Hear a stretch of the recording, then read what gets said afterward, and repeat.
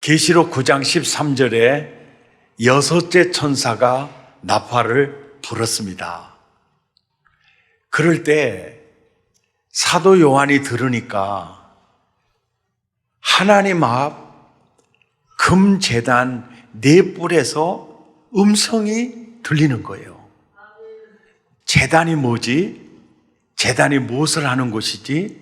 또 금제단이 무엇을 하는 곳이지? 금제단의 의미가 어떤 거야? 여섯째 나팔을 불 때 왜 금제단에서 음성이 나는 거지?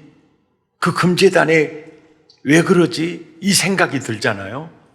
보니까 계시록 6장 9절에 다섯째 인을 뗄 때 하나님의 말씀과 그들이 가진 복음으로 말미암아 죽임을 당한 영혼들, 박해당하고 순교당했던 영혼들이 이제 낙원으로 이민 가서 제단 아래서 기도를 하고 있어요. 10절에 보니까 큰 소리로 불러 이르되 거룩하고 참되신 대주제요 역사의 주관자시요 땅에 거하는 자들을 심판하여 우리의 피를 갚아주지 아니하시기를 도대체 어느 때까지 하시겠습니까? 라고 이 기도를 하고 있어요. 이렇게 이 표현을 쓰고는 있지만은 이것이 보복을 위한 기도라기보다 하나님의 나라가 언제 완성이 됩니까? 하나님의 뜻이 언제 온전히 이루어지겠습니까? 그렇게 기도하는 곳이 바로 제단이었습니다. 그리고 계시록 8장 3절에 가보면은 제단 곁에 서 있는 게 뭐냐면 금향로를 가지고 있어요. 왜 금향로를 천사가 가지고 있느냐 그러면 성도들의 기도를 담아가기 위해서 금향로를 이렇게 들고 있는 거예요. 4절에 보니까 성도의 기도와 함께 향연이 하나님 앞으로 올라가는지라. 그러니까 금제단은 성도들의 기도가 하나님께로 드려지는 단이구나. 3절에 천사가 금향로를 가지고 성도들의 기도를 담잖아요. 담죠. 그리고 4절에 그 기도가 이제 올라갔어요. 올라갔습니다. 그리고 5절에는요. 3절에 기도를 담은 향로를 이제 하나님께 다 드렸습니다. 그리고 그 향로에다가 뭘 담아가지고 오느냐면은 제단뿔을 담아다가 땅에 쏟으니까 어떤 현상이 일어나냐면 우레와 음성과 번개와 지진이요. 한마디로 말해서 화 이런 개념이 쏟아지는 거예요. 그러니까 금제단은 성도들의 기도가 하나님께 드려지는 곳이고 그 기도를 담아가지고 갔던 금향로가 이제 다 기도를 드리고 나니까 거기에서 바로 이 번개, 우레, 이 진노 이것을 담아가지고 와서 이게 쏟는 거예요. 이것이 금제단이에요. 그러니까 이제 오늘 본문 13절을 보시면은요, 여섯째 천사가 나팔을 빡 부니까 바로 뭡니까? 우리의 피를 언제까지 갚아주지 않으시겠습니까? 하나님의 뜻이 언제 완성이 될까요? 하나님의 나라가 어느 때 완성이 될까요? 그 기도가 다 모아져서 올라간 그 현장이에요. 그 현장에서 천사들이 기도를 금학로에 담아가지고 올라갔는데 나중에는 다 하나님께 기도를 드리고 난 다음에 그 그릇에다가 바로 뭡니까? 이 재앙을 담아가지고 이제 쏟아지는 게 이제 응답이에요, 응답. 그러니까 바로 여섯째 천사가 나팔을 불 때, 여섯째 천사가 나팔을 빵 불 때 소리가 금제단 네 뿔에서 음성이 난 이것은 뭡니까? 성도들의 기도와 깊은 관계가 있어요. 그리고 지금 나팔을 빵 불 때 그 음성이 딱 들릴 때 이 음성은 바로 응답과 관계가 있어요. 아멘입니까? 응답과 관계가 있어요. 자, 14절을 보니까 나팔 가진 여섯째 천사에게 말하기를, 음성이 이제 13절에 여섯째 천사가 나팔을 빵 부니까 금제단의 네 뿔에서 음성이 나는데 그 음성이 바로 금강 유브라데 결박한 내 천사를 놓아주라, 이 음성이 들리는 거예요. 이거요. 금강 유브라데 결박한 내 천사를 놓아주라.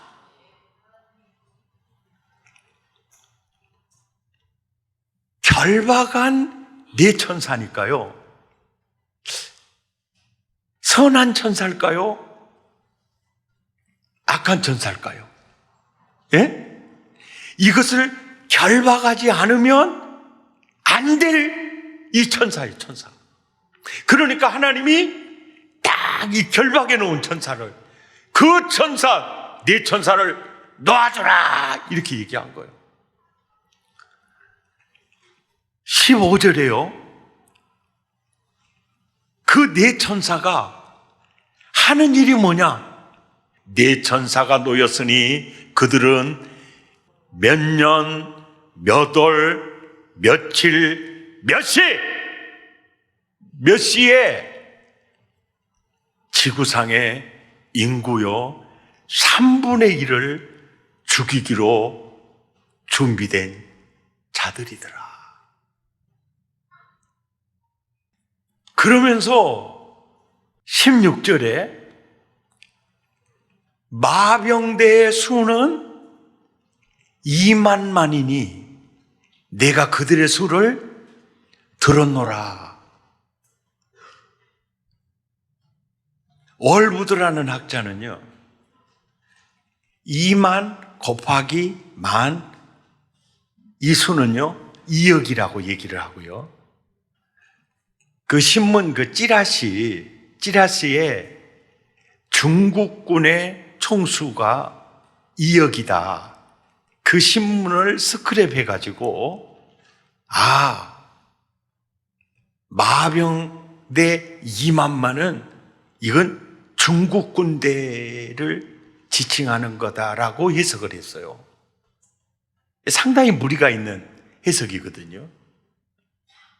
왜 이게 무리가 있는 해석이냐면은,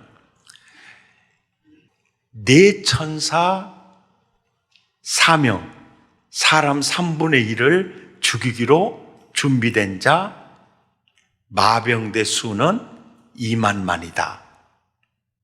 이 문맥의 흐름으로 보면 마병대 수 2만만은 사람 3분의 1을 죽이기로 준비된 자, 다른 말로 말하면 네 천사예요. 이해가 됩니까? 문맥으로 보면 마병대의 수는 2만만이니 내가 그들의 수를 들었노라. 이들이 사람 3분의 1을 죽이기로 준비된 자요. 사람 3분의 1을 죽이기로 준비된 자는 결박한 네 천사들이요. 문맥의 흐름으로 보면 바로 악한 영들이에요. 그런데 왜 네 천사가 마병대의 수는 2만만을 이렇게 나오느냐? 네 천사라고 할 때 이게 이제 묵시문학의 상징입니다. 네 천사라고 할 때 수치적으로 하나, 둘, 셋, 넷이 아니에요. 사방, 넷, 동서남북을 지칭해요. 그러니까 편지에 있는 악령들의 집합체를 가리키는 거예요. 이해가 되시죠? 근데 그 집합체를 하나님이 여섯째 나팔 불 때까지 결박해 놓은 거예요. 꼼짝하지 마. 꼼짝하지 마. 그런데 이 네 천사는 인구 3분의 1을 죽이기로 준비된 자들이에요. 그리고 그 수는 2만만이다. 이것이 정확히 문맥을 통해서 보는 말씀이에요. 그런데 이 말씀 중에서 2만만이라고 하는 이 마병대의 이 모습을 이렇게 딱 살펴보면은요, 아주 이상한 점이 발견이 돼요. 9장 17절에서 19절까지가 사람 3분의 1을 죽이기로 준비된 네 천사 이꼬르 마병대 2만만이에요.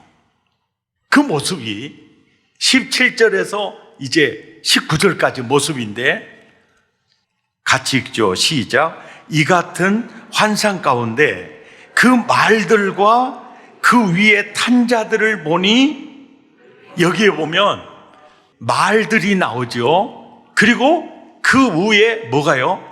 탄 자들이 나와요. 그들을, 그러니까 탄 자를 일종의 기병이라고 그러죠. 기병, 기마병, 말을 타고 전쟁을 하는 병사들이 나오죠. 그 모습이 불빛과 자줏빛과 유황빛 호심경이 있고 또 말들의 머리는 사자머리 같고 그 입에서 불과 연기와 유황이 나오더라. 희한해. 이 성경을 처음에 보면 이게 전혀 무슨 말인지를 모르고 무엇을 말하고 있는지도 굉장히 잡기가 어려워요. 그런데 또 18절을 읽어보면 이 세 재앙 곧 자기들의, 여기서 자기들이라고 표현하는 게 기병들을 말하지 않고요, 이 자기들의 입에서 나오는 불과 연기와 유황으로 말미암아 사람의 3분의 1이 죽임을 당하더라. 이들이 바로 말들이에요. 말들. 이들이 네 천사예요. 2만만입니다. 자기들이 입에서 나오는 불과 연기와 유황으로. 그러니까 보십시오. 17절에 보면 말들의 머리는 사자머리 같고 그 말의 입에서 불과 연기와 유황이 나온 거예요. 그리고 불과 유황과 연기로 말미암아 결국 사람이 죽는 수가 3분의 1이에요. 이게 아주 독특해요. 지금 이 모습이 아주 독특합니다. 기병들의 어떤 힘을 얘기하지 않아요. 그냥 기병들은 말 위에 그냥 폼 잡고 앉아 있기만 해요. 그들에 의해서 어떤 죽고 이런 표현은 없어요. 근데 주로 죽이는 게 말의 입에서 나오는 불과 유황과 연기로 죽어요. 그리고 19절에 보니까 이 말들의 힘은 어디에 있냐면 입과 꼬리에 있어요. 꼬리는 뱀 같고 또 꼬리에 머리, 또 꼬리에 또 뭐가 있냐면 머리가 있어요. 또 머리가 있어요. 말들의 입에서 불과 연기가 나와서 사람 3분의 1을 죽이더라. 그러니까 우리가 통상 생각하는 이 전쟁의 모습이 전혀 아니에요. 우리가 통상 생각하는 전쟁의 모습은 말이 싸워서 상대방을 죽이는 게 아니고 말은 보조자료고 기병들이 이제 막 하잖아요. 기마병들은 아무 액션도 하지 않아요. 주로 말들이 하는 거예요. 말들이 입에서 불과 연기가 확 나와서 막 사람들이 죽고, 또 꼬리에서 또 이게 머리가 또 있어가지고 거기서 또 확 나와서 죽고, 이런 모습이에요. 이런 모습. 그러니까 어떤 학자들은요, 이거는 영적 전쟁이다. 사탄에 의해서 3분의 1이 죽어가는 이 전쟁이다. 이렇게 주장하는 분들도 계시고요. 또 혹자는 이거는 3차 대전일 거다. 예, 이렇게 말을 하시는 분들도 있어요. 그러니까 우리가 더 유심히 이 말씀을 좀 집중할 필요가 있어요. 문맥의 흐름을 보면 내천사, 마병대 2만만, 사람 3분의 1을 죽이는 자들, 문맥으로 보면 분명히 악한 영들이에요. 분명히 악한 영들입니다. 그런데 분위기상으로 보면 완전히 전쟁이에요. 전쟁이. 분위기상으로 보면 완전히 지금 전쟁 분위기예요. 여섯째 나팔은 전쟁을 간과할 수 없는 내용이 담겨져 있어요. 예. 분위기가 전쟁이다라는 것은 유브라데 강에 결박한 내천사라는 점이에요. 유브라데 강. 원래 유브라데 강은요, 이스라엘 나라의 북쪽 국경 한계선입니다. 그러니까 우리나라의 북쪽 한계가 압록강이에요. 압록강. 이스라엘 사람들의 북쪽 경계는 유브라데 강이고요.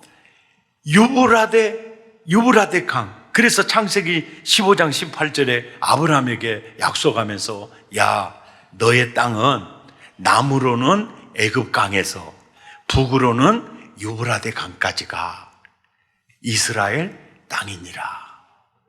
그래서 유브라데 강은 북쪽의 한계선이에요. 유브라데 국경 너머에 주로 아수르, 페르시아, 바벨론이 있습니다. 이스라엘 범죄할 때 언제나 유브라데 강을 건너서 이제 이렇게 와요. 그래서 이사야 14장 31절에도 야, 연기가 북방에서 온다. 예레미야 1장 14절에서도 재앙이 북방에서 일어나 이 땅의 모든 주민에게 부어진다. 에스겔 26장 7절 8절에도 북쪽의 말과 병거와 기병과 군대와 백성의 큰 무리를 거느리고 와서 그가 들에 있는 너의 딸들을 칼로 죽이고 너를 치려고 사다리를 세우며 토성을 쌓으며 방패를 갖출 것이다. 그래서 예레미야, 이사야, 에스겔 항상 예언할 때마다 북방에서, 그래서 유브라데 강이 범람에서 이제 온다, 이런 얘기를 하세요. 그러니까 유대인들은, 히브리 문화권에 사는 사람들은 유브라데 강에 결박한 내천사를 놓아주라, 그 말하는 순간 이건 전쟁이에요.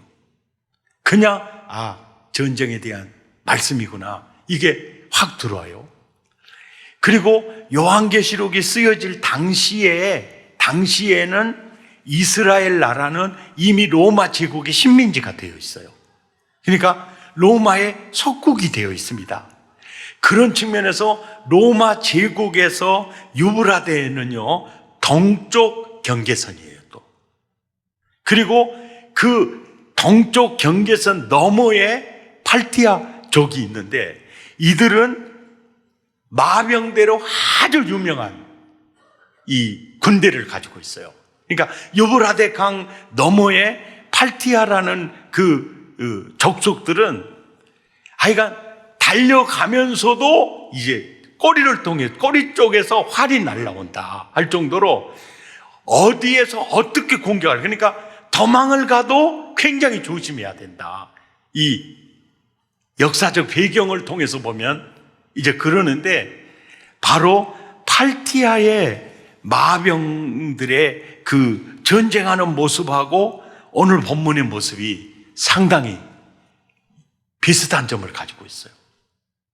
이게 유프라데 강 너머에 이 팔티아의 그 아주 센 그 마병대, 그러니까 이 얘기를 딱 들을 때 요한 당시의 초대교회 성도들은 이건 무시무시한 전쟁이구나, 이것을 느끼고 알죠. 그러면 이것이 영적 전쟁이냐, 아니면은 이게 진짜 사실적 물리적 전쟁이냐, 이것을요, 이것이냐 저것이냐 이렇게 보는 것보다 아주 중요한 게, 문맥의 흐름을 따라서 이제 정확히 보면은요, 이 전쟁의 시작은 여섯째 나팔 불려질 때 유브라데 강에 결박한 네 천사를 놓아주라, 하나님의 명령에 따라서 여섯째 나팔이 불려질 때, 유브라데 결박한 네 천사가 놓여질 때부터 이제 이 전쟁은 이제 스타트가 가는 거예요. 그래서 그 네 천사는 수를 2만만이니 인구 3분의 1을 죽이기로 준비된 자들이 이제 풀려지게 되는 거예요. 그리고 가만히 마병되는 걸 보니까 기병들은 말만 타 있고 주로 말의 입에서 불과 유황과 연기가 나와가지고 사람들이 이제 죽더라, 이 얘기예요. 그러니까 이 전쟁은요, 가인이 악한 자에게 속하여 그 동생을 죽였다 그랬잖아요. 이 전쟁은요, 악한 영들에 의해서 이렇게 전쟁이 발발이 되고, 결국 그 전쟁으로 승리자는 없어요. 사람만 3분의 1이 죽더라, 이 얘기예요.